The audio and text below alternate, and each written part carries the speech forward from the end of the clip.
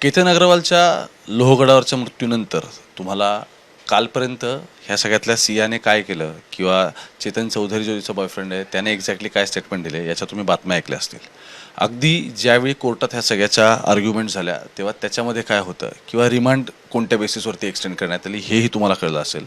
आज पहिल्यांदा हा सगळा खटला एव्हिडन्सेस त्यानंतर टेक्निकॅलिटीज आणि नंतर कायद्याच्या बेसिसवरती नक्की कुठपर्यंत जाऊ शकतो हे जर समजून घ्यायचं असेल आणि खटल्यात नक्की कायदेशीर बाबी काय आहेत, कशा पद्धतीने गोष्टी फंक्शन आउट होत आहेत, तपासासंदर्भात काही प्रश्न आहेत का हे समजून घ्यायचं असेल तर माझ्यासोबत आता ॲडव्होकेट विपुल दुशिंग सर आहेत. आणि सर ह्या सगळ्या प्रकरणामध्ये आता डिफेन्स लॉयर आहेत. सिया गोयल तुमची क्लायंट आहे. एकतर मला असं वाटतं की ह्या सगळ्याची खटल्याची सुरुवातच कोर्टात आल्यापासून असं झाली की तिकडे श्रीवास्तव की इकडे गोयल, ह्या तिकडे श्रीवास्तव किंवा इकडे दुशिंग अशी सगळी झाली. नक्की काय प्रॉब्लेम झाला या सगळ्यामध्ये आणि नियम काय सांगतो की लेट्स कन्सिडर मला वकील म्हणून कोणाला तरी नेमायचं आहे तर नक्की कोणकोणत्या गोष्टी या सगळ्यामध्ये कोणत्या कागदपत्रांची कोणत्या फॉर्मॅलिटीजची पूर्तता झाली पाहिजे. आता सगळ्यात पहिल्यांदा कसं आहे, बार काउन्सिलच्या रूल्सनुसार कोणालाही कोणत्याही वकिलाला केस सॉलिसिट करता येत नाही. म्हणजे मी एखाद्या व्यक्तीला जाऊन प्रलोभन देऊ शकत नाही की मला तुमची केस चालवायची आहे, मी तुमची केस चालवतो, तुम्ही मला प्रकरण द्या चालवायला, असं सॉलिसिट करता येत नाही कुठली ब्रीफ. तर हा पहिला महत्त्वाचा नियम आहे.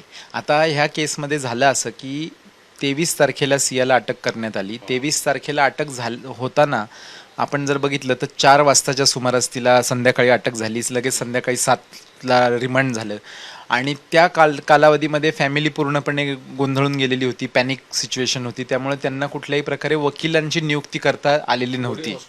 वडील हॉस्पिटलाइज्ड होते. त्याच्यामुळे घरातली सगळी गोंधळलेली परिस्थिती असल्यामुळे त्यांना कुठलाही वकील त्यांना त्यावेळेस अपॉइंट करता येत नव्हता. त्याच्यामुळे न्यायालयाने काय केलं, न्यायालयाने त्यांना लिगल एडतर्फे वकील देऊन त्यांचं फर्स्ट रिमांड त्यांनी कंप्लीट केलं होतं. मग 23 तारखेचं मग ज्यावेळेस त्या फॅमिलीला ते समजलं की असं असं तिला 7 दिवसांची पोलीस कोठडी झालेली आहे, मीडियाद्वारेच अर्थात, त्यांच्यापैकी इथे कोणीच नव्हतं वडगाव मावळ कोर्टामध्ये.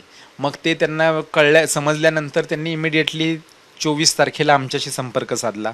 आम्हाला त्या दिवशी त्यांनी अपॉइंट केलं. दुसऱ्या दिवशी आम्ही येऊन इथनं सगळी कागदपत्र त्यांची जी केसची आहेत, FIR, त्यांचे रिमांड रिपोर्ट, ऑर्डर्स, हे सगळे डॉक्युमेंट्स आम्ही 25 तारखेला मिळवले. त्याचवेळी त्यांनी आम्हाला प्रोफेशनली एंगेज केलं. आता महत्त्वाचा मुद्दा असा होता, टेक्निकल मुद्दा, की त्यावेळेस सिया ही पोलीस कोठडीमध्ये होती. त्यामुळे तिचं वकीलपत्र जर तुम्हाला मिळवायचं असेल तर तुम्हाला पहिल्यांदा एकतर न्यायालयाची परवानगी घ्यावी लागेल. ती परवानगी नुसती घेऊन चालणार नाही. तर ती परवानगी घेतल्यानंतर तुम्ही ती ज्या लॉकअपमध्ये आहे त्या लॉकअपच्या इन्चार्जची आणि तपास अधिकाऱ्याची त्याच्यासमोर साक्षीदार म्हणून बिफोर मी म्हणून त्यांची सही घ्यावी लागेल.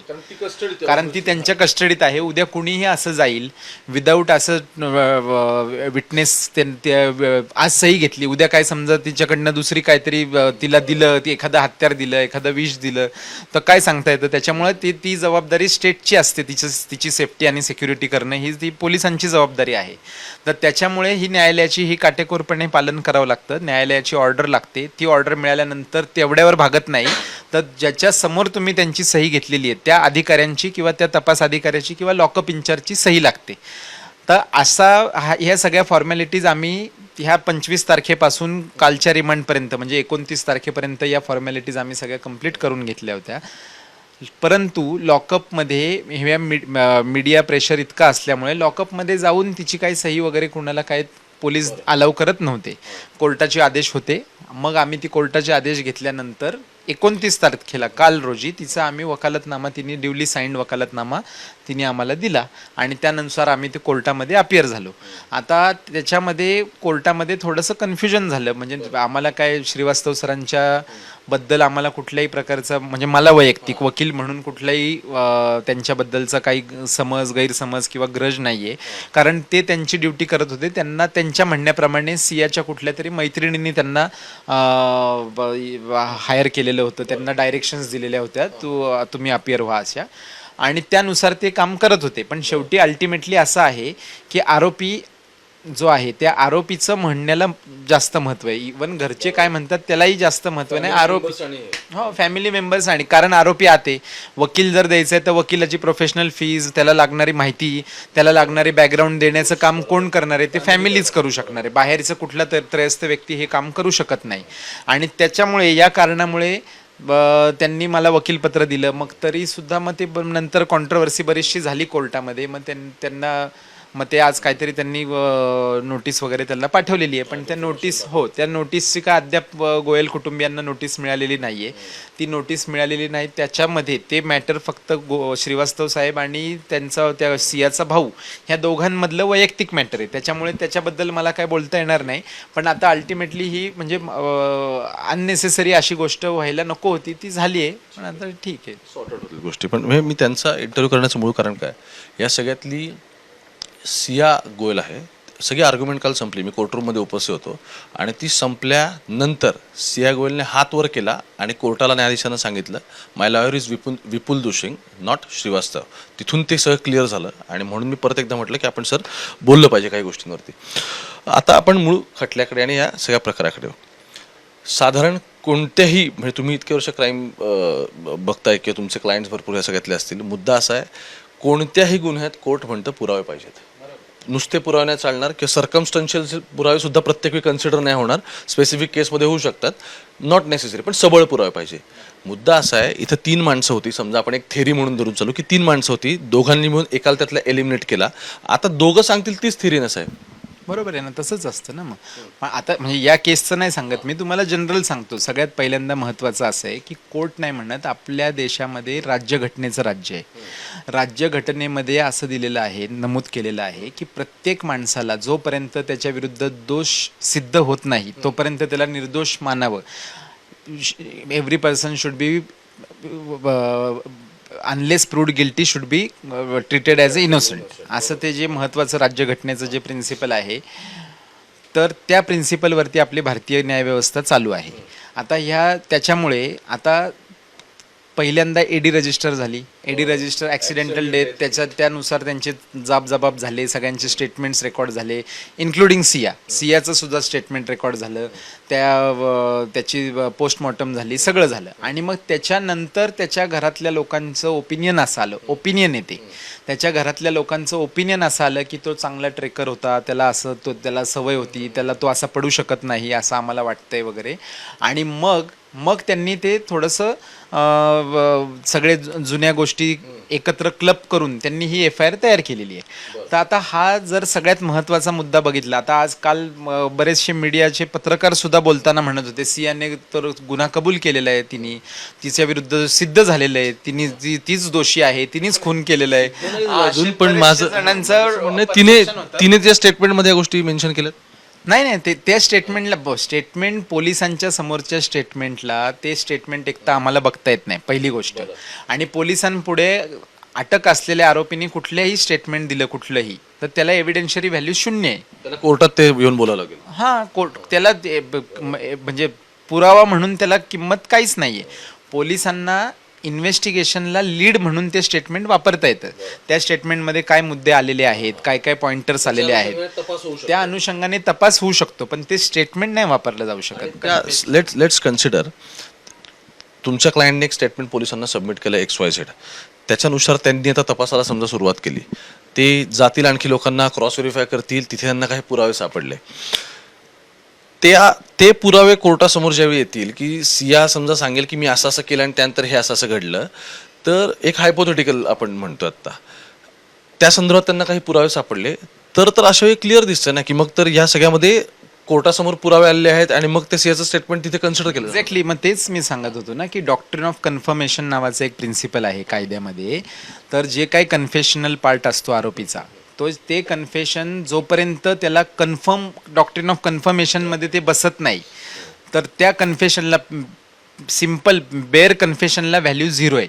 जर त्याचं डॉक्ट्रिन ऑफ कन्फर्मेशनमध्ये म्हणजे कुठली डिस्कवरी ऑफ फॅक्ट्स किंवा डिस्कवरी ऑफ थिंग्स असं जर का काही झालं नंतरच्या काळामध्ये त्या कन्फेशनच्या बेसिसवर, जसं तुम्ही म्हणालात की पोलीस गेले, यांनी एक स्टेटमेंट दिलं की आता एक आरोपीने स्टेटमेंट दिलं, मी खून केलेला आहे, तो चाकू मी अमुक ठिकाणी लपून ठेवलाय, तर हे अदरवाईज दिस इज इनॲडमिसिबल.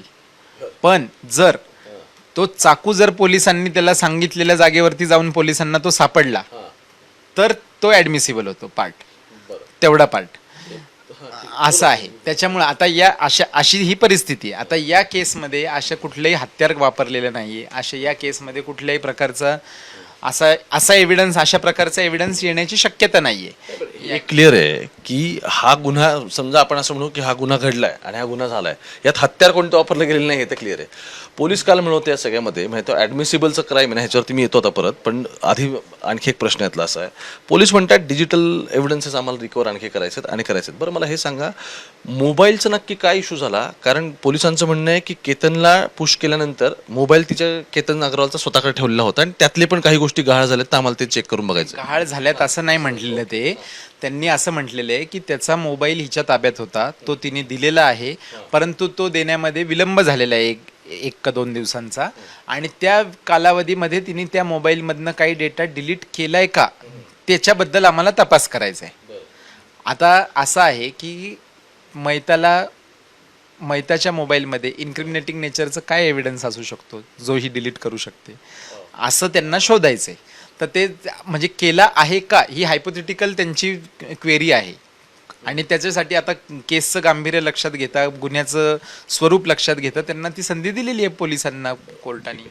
आणखी एक तुम्ही आता उल्लेख केला की हे जो काय प्रोब इनिशिएट झालाय किंवा ही जे काही तपास सगळ्यात सुरुवात झाली, इनिशियली तिथे एक अपघाती मृत्यू होता, त्यानंतर हा सगळा संशयाच्या बेसिसवरती तयार झाला तुमचं म्हणणं आहे, रोग आहे का? ऐका, त्याचं कारण असं आहे, तुम्ही कोर्टात उल्लेख केला आणि आत्ताही तुम्ही बोलताना म्हणाले की केतन अग्रवालच्या आई वडिलांना वाटतंय म्हणून ही केस इनिशिएट झाली, तुमचं म्हणणं आहे? तसंच एफ आय आर जर आपण वाचली तर एफ आय आर मध्ये एक्झॅक्टली तेच लिहिलेलं आहे.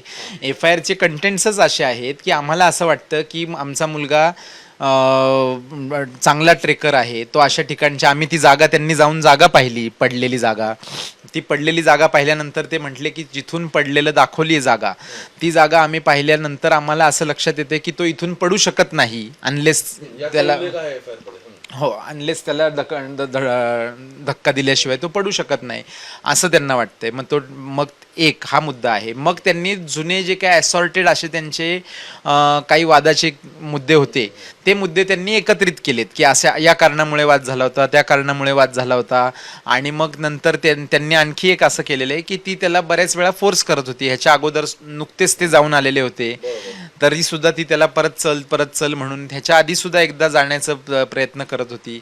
आता हे जे आहेत ना मुद्दे, तर आता त्याला हे त्यांना वाटतंय काय, ते त्यांना जे वाटतंय ते त्यांनी एफ आय आर मध्ये लिहिलेलं आहे.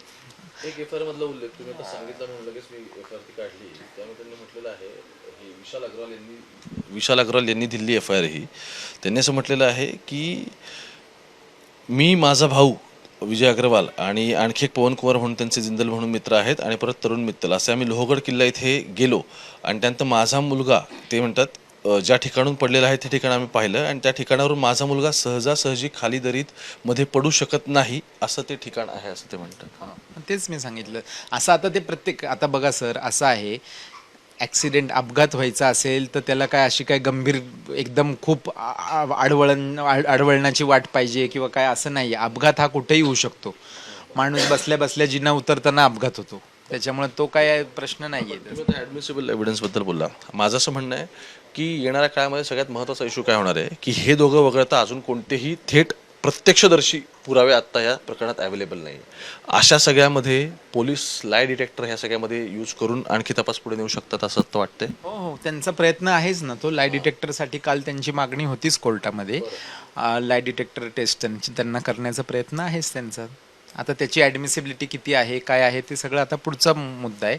कारण असे लाय डिटेक्टर टेस्ट आजपर्यंत अनेक वेळा झालेले आहेत, अनेक केसेसमध्ये घेतलेले आहेत. पॉलिग्राफ असेल, लाय डिटेक्टर असेल, ब्रेन मॅपिंग असेल, नार्को टेस्ट असतील, अशा भरपूर केसेसमध्ये झालेले आहेत. पण त्याच्या ॲडमिसिबिलिटीबद्दल अजून तो ग्रे एरिया आहे.